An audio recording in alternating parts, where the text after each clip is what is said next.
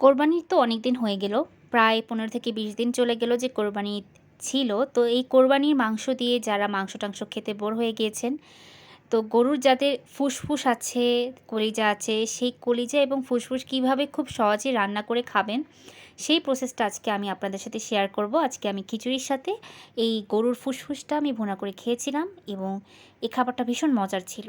রান্নাটা শুরু করার জন্য প্রথমে আমি একটা হাঁড়ি নিয়ে নিলাম। হাঁড়িতে একটু তেল দিয়ে এখানে পেঁয়াজগুলো দিয়ে ভালো করে নেড়েচেড়ে নিয়েছি।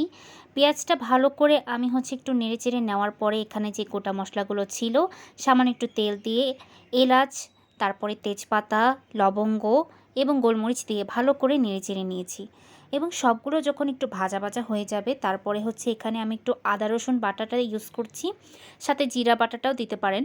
আর এখানে হাত ধোয়া একটু পানিটা ইউজ করে নিচ্ছি ভালো করে রান্নাটা কষানোর জন্য। এখানে আমি একটু পেঁয়াজ এবং সব কিছু মশলা যে যা যা দিয়েছি সব কিছু ভালো করে ফ্রাই করে নিচ্ছি। একটু কষে যাওয়া পর্যন্ত আমি ওয়েট করব। যখন এটা কষে যাবে, তারপরে আমি এখানে হলুদ, মরিচ গুঁড়া, ধনিয়া গুঁড়া এবং জিরা গুঁড়া সব কিছু একসাথে একটু একটু করে দিয়ে দিব।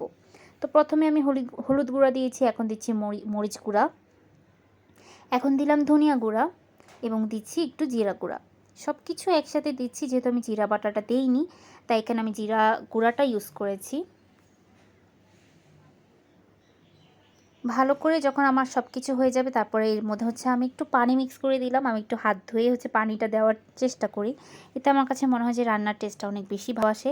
তো কষে যাওয়া পর্যন্ত আমি এখানে ওয়েট করব, যতক্ষণ কষবে ততক্ষণ আমি এখানে একটু ওয়েট করছি।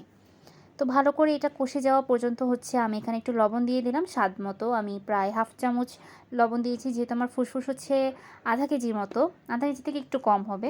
সাথে দিয়ে দিলাম গরু মাংসের মশলা, এটা দিলে আমার মনে হয় রান্নার টেস্টটা অনেক ভালো আসে।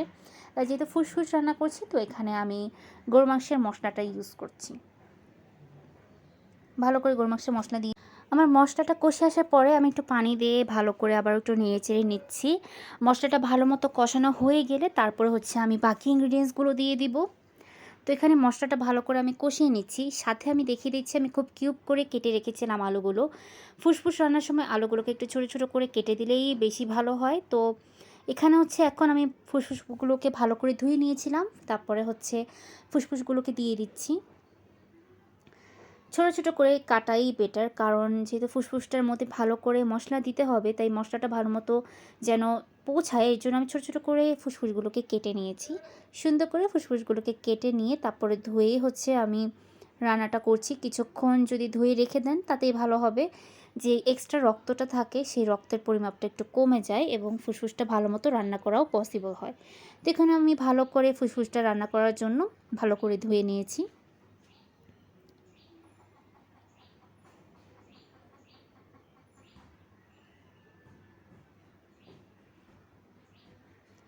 এখন আমার ফুসফুসটাকে আমি ভালো করে এখানে নেড়েচেড়ে নিচ্ছি। গরুর এই ফুসফুসটা আমার কাছে অনেক ভালো লাগে।